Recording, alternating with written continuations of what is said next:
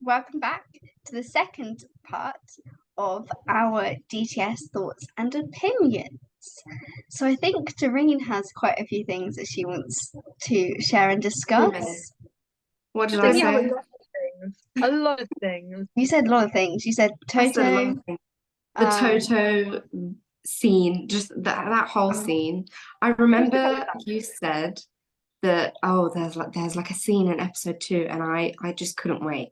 So I made my sister watch episode 1 and 2 with me. She does not like F1 at all. She usually joins me in all of my interests. We But need to this is the we need one to convert her. we do. We need to bring her in. That's why I made her watch episode 1 and 2 with me. I was like, let me put her. And she was asking questions of like, oh, why are they doing this? Why does this happen? So, maybe one day. Getting there. That's how you get them. But I just couldn't wait. I made her watch episode 1 and 2 with me, and we watched the scene, and it was brilliant. And it's running through my head. It's been running through my head a week. You know If what I you've love? got a problem, change your car. It's just the Mean Girls vibes of it. It's the Mean Girls vibes of it. Like, what was it like? It's Like all of you running around. What was it he says? He's like, all of you running around, poor boy saying or something. And then I don't remember exactly what he said, but he was like, I'm gonna, if something happens, I'm gonna come for you or whatever.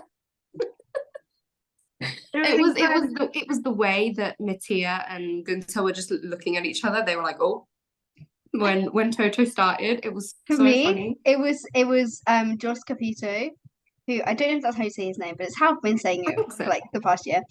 Is when he like leaves. They're all like leaving, and he leaves, and he goes like something along the lines of, "Oh, that was really entertaining," and I was like, "Yes, it is." It was. it honestly must be for like teams like Williams and Haas and like Alfa Romeo to be in there and just watching the formerly like two biggest teams just like go at each other like a Just couple just of yelling at each other.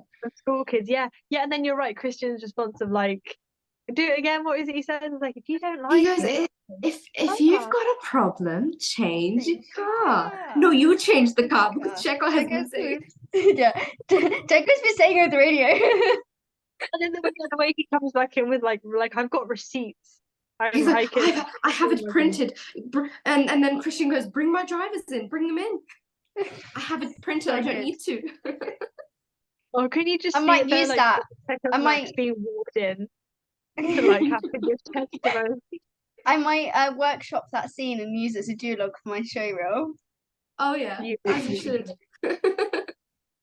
Yeah, there is But iconic. I do that think is a so we're going to get on to Red Bull obviously later, but I do because Christian Horner says a lot.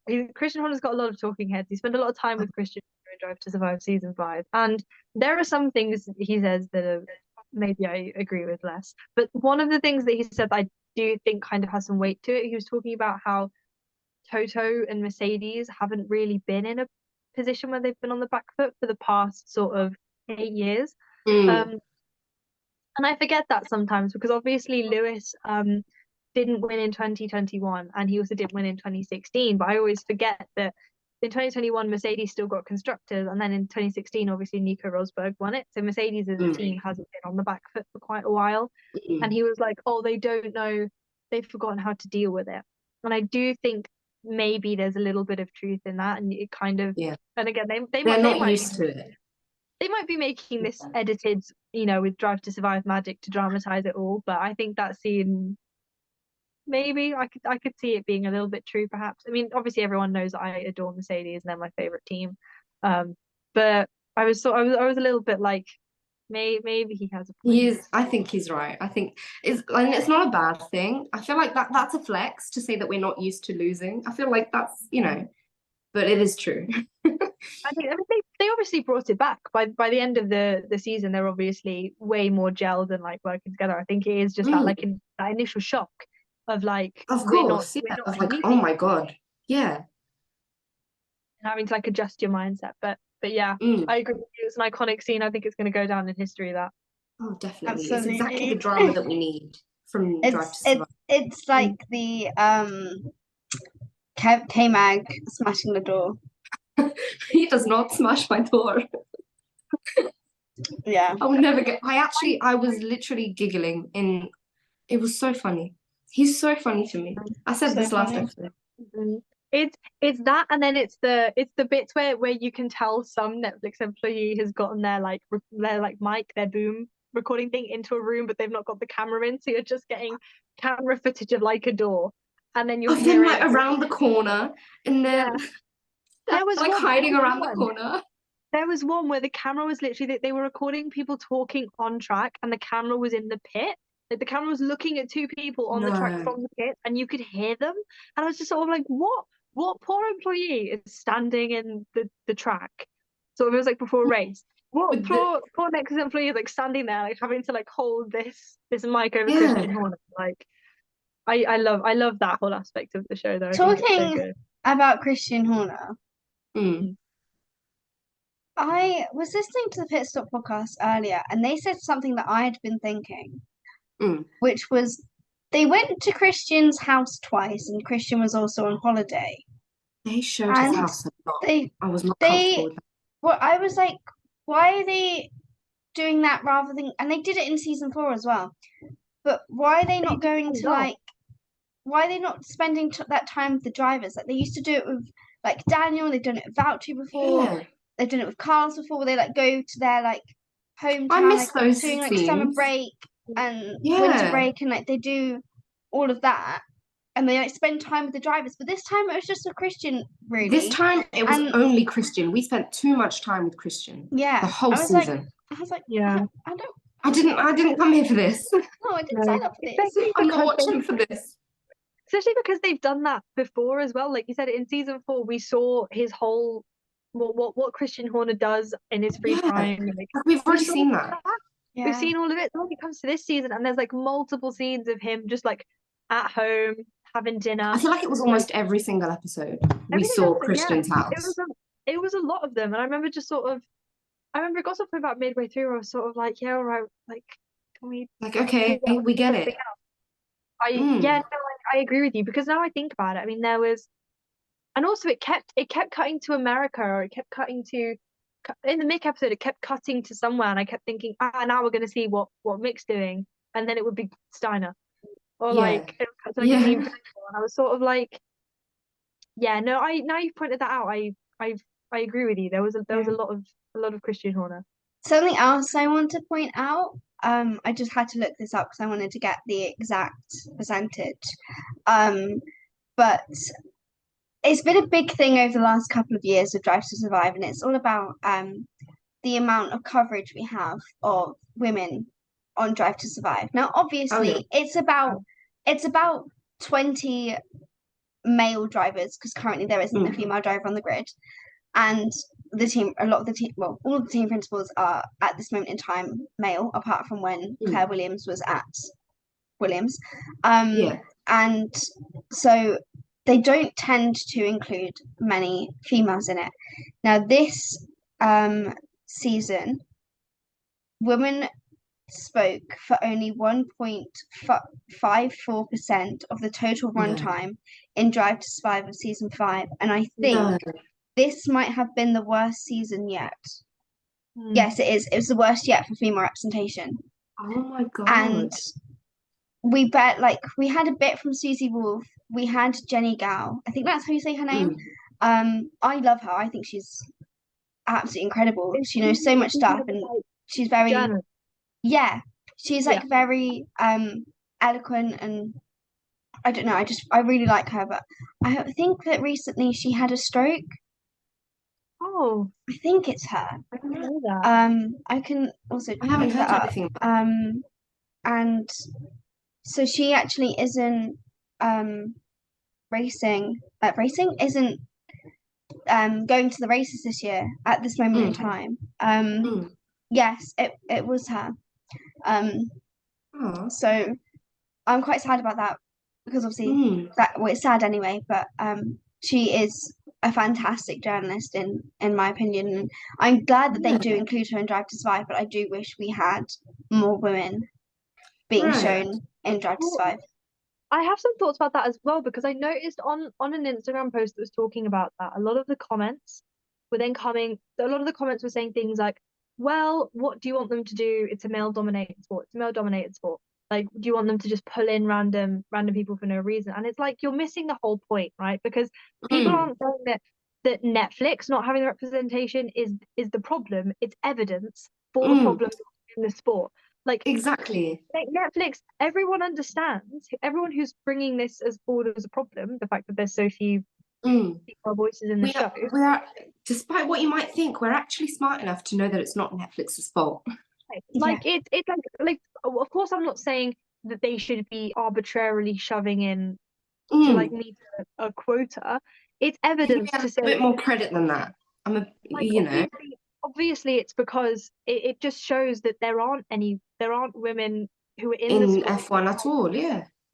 That they can pull from. Like obviously there's some really, really significant and important female voices like within the journalism, within sort of team sports. And I suppose there were points where maybe they could have gotten in some female voices. Like I would have loved to hear from Red Bull's strategist. Yeah. I think it's Hannah Schmidt. Like they maybe could have gotten in some interviewees there. Or you could have had Alfa Romeo, Ruth Buscombe. Yeah, exactly. There are people in those roles that could have been included in Drive to Survive.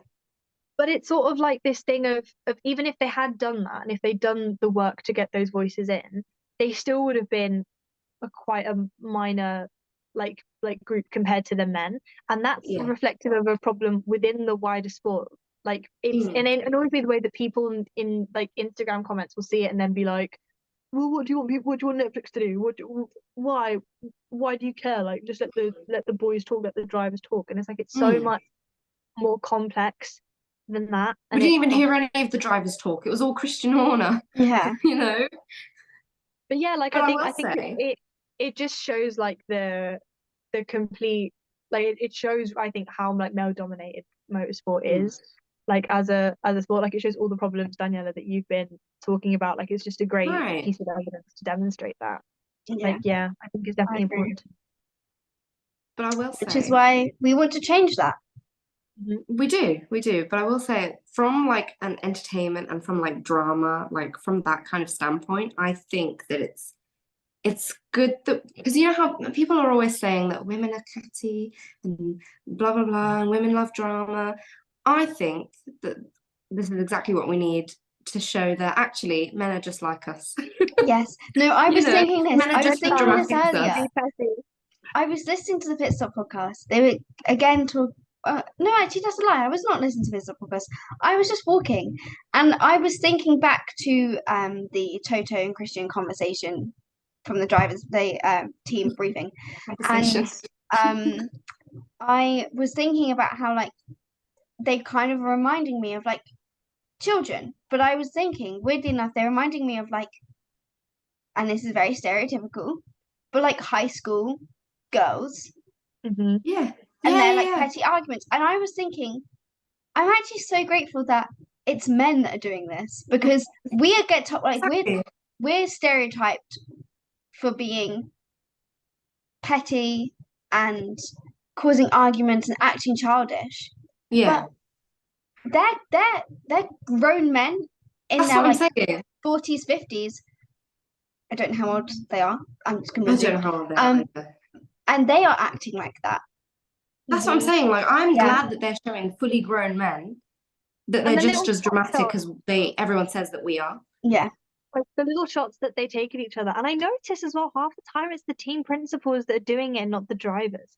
Like you'd expect the drivers. The drivers are they're holding hands in a circle singing Kumbaya, and the principals are they're in the media saying all sorts of stuff.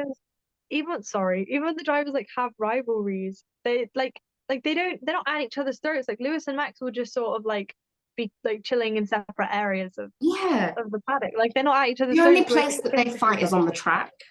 The only place that the drivers fight is on the track. I believe that anyway. Like maybe there are some moments, but for the majority of the time, they're very like it's sportsmanship. Like they're very professional with each other, and then you cut to the team principals, and it's What I'm hearing is that you are suggesting that we have once a year a team principals race to let them get their aggression out in a healthy way. Exactly. Just so that they can stop all of this madness. Who would win a team principals race, do you think? Or I just don't top want to three? admit this, but probably Christian. I think he'd be in the top three, definitely. I think I think I he would think be up there. I would so laugh Christian. if he wasn't though. I would love to see that. Everyone knows how much I love Christian Horner. So Okay, well now that since we're back to Red Bull, shall we talk about the elephant, the cost cap in the room? Yeah. Cost cap in the catering budget in the room. Yeah, because it was obviously brought up it was like the last 2 episodes I think they had around the cost cap, which It was in episode 9. it was a sizable amount of time. I think like they definitely didn't let them get away with it. What are your guys' opinions on They the dedicated a whole episode to it. I did.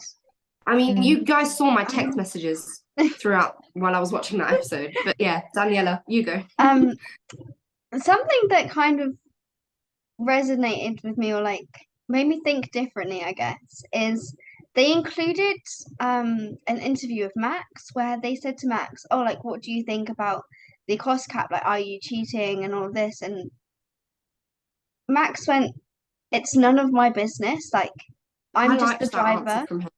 And Yeah. I thought, and I went, you know what? Actually, Max would have no clue about the budgeting. Right. He wouldn't know if That's not his. if they'd overspent. I remember he specifically said that's not my job. It's between Yeah. the team and the FIA. Yeah, And he's right. he It's did not say his that. job. Yeah, it's not It's his job. literally not And his job. I was like, why are we dragging the drivers into this one? They Right. they don't have They any say in how the budget is spent at all. These journalists and these interviewers, they just want to grab anything. They want to like catch them out so they can grab Yeah. anything to make a headline out of. Yeah. Yeah. But See, this I is really why liked his when- answer. So did I I. always thought that the suggestions of like taking points off Max or removing his championship were a bit iffy because again, like he's not the one spending the budget. I'd be much more accepting of taking points maybe off Red Bull and constructors because also there's a precedent for that. Like I remember I think it was 2007 or 2008. There was a thing with McLaren. Oh yeah. Spygate. Yeah. I'm sure they took points or they disqualified McLaren, but Lewis and Alonso or Lewis was like allowed to keep his points or keep his position or something like that. So I sort of was thinking something more along those lines would be what they went for.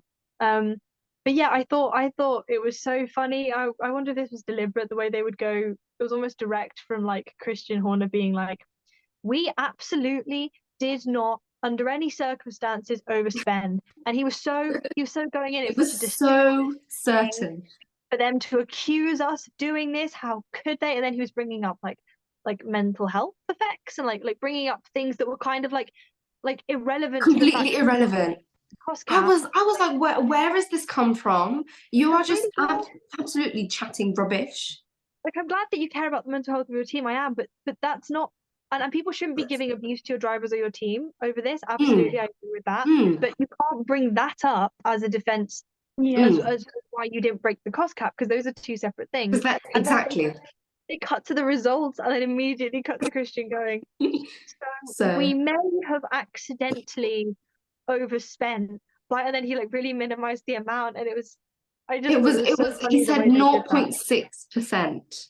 And it was like $400,000. Yeah, because like if you think about it, in the world of Formula One, that amount of money is really little. But to the average Joe, is that the saying? I don't know. Yeah. That is a lot of money. It is. And even though he spent it on catering, in some ways like it is still cheating because they still went over the budget because it means that they might have like if they'd spent it on catering, did they I don't know how the budgeting works. Did they somehow spend a little bit more on the car to I don't know how that's it works. The thing. I was going to say, like, if they can say that the catering was out of the budget, that means that there's more room in the budget for other things. Exactly. Yeah. If it's such a contentious issue, because I don't to be fair, I don't know how it works massively. But the fact that it is such an issue and that he brings it up on catering, it makes me think that catering was supposed to be within the budget because otherwise it wouldn't be a problem. Otherwise, it wouldn't be considered out of the budget. So if you've got a budget that is meant to include your catering costs and you then spend on catering, over you're still spending over the budget, even if it's not on the car, regardless. So you're still breaking it. And then you're right, like it gives you more room to spend on the car. And that for like, I mean, when you think about just the difference that 0.1 seconds can make in F1, that might relate to $400,000. Like it's still a big deal, and it's especially because they're the first team to have done it. It's the first year of the cap. Every other team managed to not go 0.6. Like Toto said. Exactly, rules are rules. Exactly. I think sort of emphasizing like, oh, it was just a little mistake. It was just a tiny little amount, and it's but like nobody else made that mistake. Exactly. No. I don't see how it could have been. And it's almost like Christian was getting frustrated that people wanted him to have a penalty for it, but he should, because if you break, if you can get away with it, then there's going to be consequences. And you Mm. need to accept there's going to be consequences. You can't then be like, oh, well, I only spent a little bit, so actually I don't deserve. No, they're rules, and you have to accept the consequences for what you have done. He has the most audacity, because if it was another team that had done that, and I know he would be the first one to be like, give them a penalty, strip away whatever, all their points. He would be the first person to do that, and he would do a lot more than everyone was saying to him. Rightfully so, arguably, if you've broken a penalty, yeah. I mean, I do like respect Christian. I do like him, and I think the way that he defends his team, he clearly is so passionate about his team, and I do love that. But yeah, I did sort of think the way that he was talking about this cost cap in those 2 episodes, I was just sort of a bit like, another thing we also kind of have to think about. I know these words have come out of his mouth, but also Drive to Survive are going to have not change things, but enhance some things, added to the drama. You know, I was just about to bring that up, to be fair, but then I do always feel like with just again the amount of times Drive to Survive has been to his house, I always feel like what Christian's getting represented possibly how he wants to be. Which I don't know, I might be wrong, but he might come out in a few weeks and be like, this is atrocious and they've misconstrued everything. Slandered my name. I also think we should talk quickly, unless anyone's got anything more to say about the cost cap urgently. But I think we should talk about silly season and Alpine and Oscar Piastri. Just because that whole section was so entertaining to me, watching how that went down. I loved seeing that. It's so bad to say that, but that was very entertaining. Just number one, the fact that Daniel found out he was leaving in the summer break. That seems quite late to me. I was gonna say, it doesn't matter how quickly they told him during that summer break. They went behind his back. Because for them to tell him during the summer break means that there have been negotiations before then. But do you in July, before the summer break, I'm pretty sure was when they'd had negotiations with Oscar Piastri. And it was like around Silverstone time they were having these negotiations with Oscar, and Daniel had come out and said no, he was staying with the team, because McLaren had said the ball was in Daniel's court, and he said no, I'm staying with McLaren. This was around Silverstone time, because I remember thinking, oh yes, maybe I'll get to see Daniel race again. And then that was not the case, because they'd already been speaking to Oscar, and I don't know if at that point they had signed a contract, but they effectively lied to Daniel, and then Daniel came out and was like, yeah, no, I'm staying with McLaren, when they already knew that he wasn't, but he didn't know that. They'd already decided that he wasn't. And they get to decide. It was seeing Checo go up to Daniel and being like, oh, so when did you find out? And Daniel looked so upset, and he was like, in the summer break. He just looked so defeated. Yeah. It also kind of gave me a new love for Alpine. Like I do think that suing Oscar Piastri was maybe a little far, in the sense that I get it, you did put a lot of money and effort into him, but also it seems like Oscar Piastri wasn't aware that a seat was going to be available in Alpine until quite last minute, and the decision to sign with another team does make sense. And I mean, like legally does he owe you that seat? I'm pretty sure that's not how it works for a lot of the other drivers. And Yeah. like also he's this 21-year-old kid. It seems like an unfair thing to do that when you're this sort of big F1 team. Another thing that I just gonna say I kind of, despite the suing thing, I love Otmar and Alpine. I thought their whole thing, the way that they sort of brought Pierre in afterwards, their whole vibe. And like when they became fourth in the championship. Yeah. But I was gonna say also something that I found quite bizarre is the way that they announced Oscar, like the whole thing that happened with Oscar and Alpine with the whole contract thing, and how Oscar came out and said that he hadn't signed a contract. I found it very interesting because, again, surprise, surprise, it was with Christian Horner, but Christian wasn't the one to bring it up. It was Jerry Horner that brought it up into conversation. And then Christian was like, oh, what's this? And Jerry read it out. And I was like, she read the, I was like, Red Bull have nothing to do with this. Right. Why have we got Jerry and Christian Horner discussing what was going on with Alpine? Do you know what it felt like? About the fact that they were like cropping up at points where I was sort of like this. It felt like we were watching the season from Red Bull's perspective. And that's what I think this season gave. It feels like we were watching everything, the 2022 season, everything happened from Red Bull's perspective. I'm pretty sure like Christian also spoke about Daniel at some point too. I think so. I think you could be right. Because I mean, I think you're right because the whole season was kind of, we've talked about it either earlier or like last episode, I think, of like, Christian Horner sort of talking about how it's different when you're leading and Mercedes are on the back foot. And so you're coming at it from the point of view of like Red Bull as the winner, feeling like they're being attacked from everyone, which I didn't think was the most compelling narrative. If I'd been, I would have done it from the point of view. I would have chosen that narrative personally. I feel like previous seasons have had better narratives and better dynamics. I wasn't quite persuaded by this season's narrative. I have to say. But yeah, you're right. I remember watching that scene and thinking, why what a strange choice. Why are we here for this? And then what else went down with all of that? Because they did the whole silly season thing. I thought getting into Alonso, I'm new favorite driver Fernando Alonso, honestly.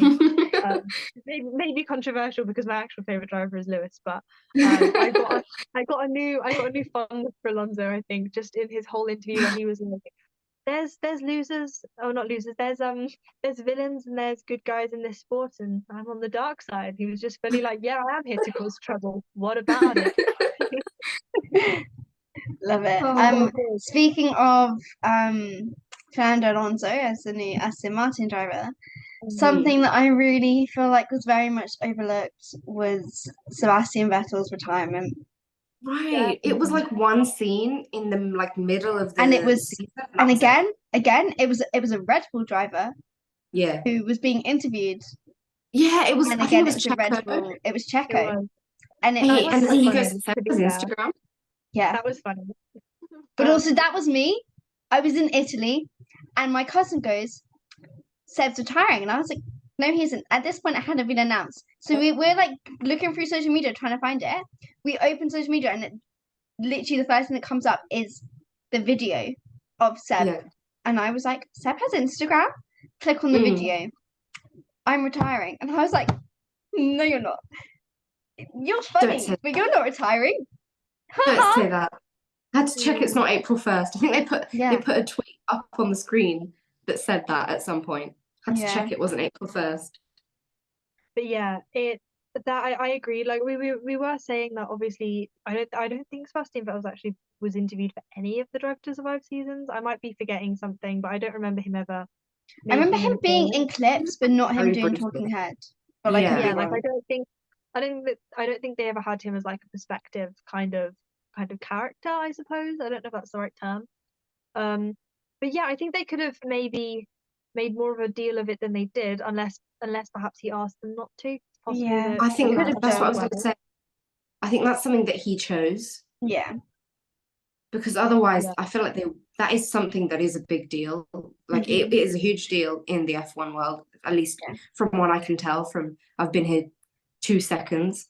They like, I feel like that is something that is a big deal. So unless he specifically said, I don't really want to be included quite a bit, then they would have said more. So I feel like that is his choice. Maybe But that's why we got so many scenes at Christian Horner's house. Maybe they had a whole segment on Seb and then they cut him out and then they had to fill it with something. they had to fill it in with B-roll of Christian. Yeah. They sent out an email, who wants to be more included in Drive to Survive, and the only person that responded was Christian. Do we have any other points? I'm trying to think. That's everything. I'm gonna remember immediately. So we've gone through Haas, we've gone through Daniel, we've gone through things. Oh, we've not been through Brazil being left out, which I was furious about. I got mentioned like once, and it was. I think we did mention it briefly, but not enough. Not enough. There's not a huge amount to say about it other than I don't understand. Like maybe they weren't at the race because there was so much going on behind the scenes in that race. Like that would have fit so well into all of the narratives they were trying to tell as well. Like Mercedes come back. Red Bull sort of dealing with whatever position they were in. It didn't make sense to me. We've gone through silly season. I think we might have done everything, guys. We've got everything. I just want to say that entire like that weekend was like it was the first weekend that I was into F1, and I didn't watch it because I have no way of watching it, but I remember seeing the Twitter fallout afterwards, and it was all I could talk about that whole week. And so that was like a really big deal to me. So I was just shocked that they did not mention it at all. I was shocked as well. It was, I remember watching it. I have one friend at uni who likes F1 as well, and she came over and we watched it before going out, and it was the best race because she's a George Russell fan, I'm a Lewis fan, so it was the best race for both of us. And then also just the whole whatever was going on at Red Bull afterwards. Honestly. Just madness. Yeah, before we end as well, I actually just want to quickly change my wild card prediction. I don't know if that's that much of a wild card. I think maybe Fernando Alonso is going to get his third world. I think you might be right. Crazy. I've heard really good things about the Aston Martin from testing, as in that it's up with like Alpine and maybe above. But also, we do have to remember sandbagging does exist. Yeah. So true. We'll see. That's true. But guess what, guys? The race, well, when we're filming this, the first race of the season is in like 3 days. When this comes out, that's not going to be the case, and it's going to actually have happened. Yeah. But yes, so it's future maybe future yeah, and it'll be bad. But the way that people have been talking about McLaren, I would be surprised if they were sandbagging quite that much. Yeah. So I'm not quite sure maybe whether if I don't know if Oscar Piastri does have it in the bag. So I think we'll see. Favorite part about Drive to Survive is the captions. They are so funny. Every time that there's like anything dramatic happening on screen, they have to put in the captions dramatic singing or like hopeful music or like anything. It's so funny. It's the best part, honestly. What's the one where the captions was they said something like dramatic muttering or angry muttering or something like that? Honestly, every single episode. That like went around. Anyway. Thank you for all the support and for listening to this episode. We hope you enjoyed, and we'll see you in the next one.